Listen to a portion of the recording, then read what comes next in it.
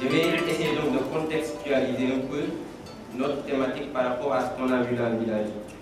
Dans le village, ce qui nous a marqué dans notre entrée, comme l'a dit tout à l'heure, c'est qu'il y a un nombre important de jeunes dans le village.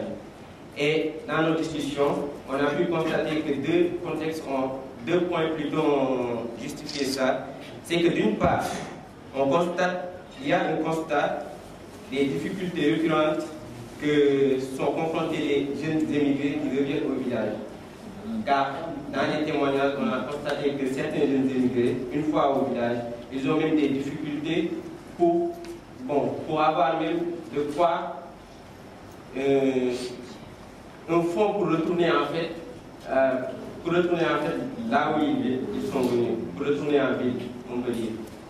Ça, c'est le premier constat, c'est cette difficulté. Le deuxième constat,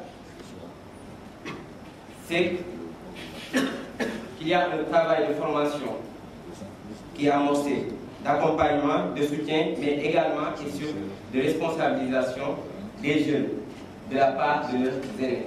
Dans ce village, je dis bien. Et ça a expliqué, en fait, ce sont ces deux contextes qui ont expliqué le fait que dans ce village, on a trouvé beaucoup de jeunes. Et ces jeunes, grâce à ce constat, ils arrivent à trouver leur place dans l'organisation économique parce qu'ils occupent une bonne position dans la distribution des revenus, mais aussi dans le tissu social parce qu'ils ont un bon positionnement plutôt dans les prises de décision au niveau de la famille.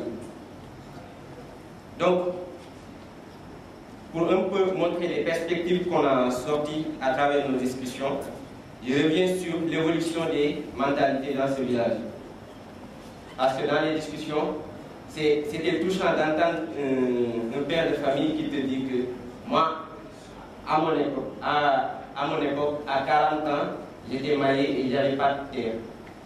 Et qu'à côté, il dit que mon fils, il a 15 ans, aujourd'hui, je lui ai laissé une partie de la parcelle qu'il contrôle. Donc, il y a une certaine évolution de la mentalité des pères de famille dans ce village. Ajouté à cela, l'organisation des femmes, qu'a présenté tout à l'heure le groupe des femmes, il y a une importante, on peut dire, le dynamisme des femmes dans ce village, qui inclut en même temps les jeunes femmes. Et cette mouvance tire en même temps aussi les jeunes hommes dans leur évolution. Ces deux points ont fait qu'il y a un important processus de territorialisation qui est centré autour de l'exploitation familiale. Et autour de cette exploitation familiale, il y a un repositionnement du jeune qui est en train de se mouvoir dans le village de Payen. C'est pourquoi on a sorti dans nos discussions pour accélérer en fait ce processus. Des efforts, certes, existent, mais doivent être améliorés dans l'accompagnement du transfert de responsabilité à un transfert des moyens. C'est-à-dire qu'il faut que les moyens suivent la responsabilisation du jeune.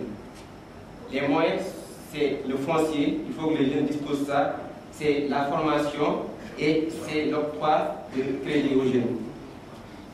Deuxièmement, c'est le développement d'infrastructures, d'échanges de production, pour un peu montrer ce phénomène de terroir en fait, mais également d'infrastructures de loisirs. Parce que les jeunes qui sont dans les villages, ils l'ont bien spécifié, n'aspirent pas seulement au travail, mais également au loisir, comme les homologues dans les villes.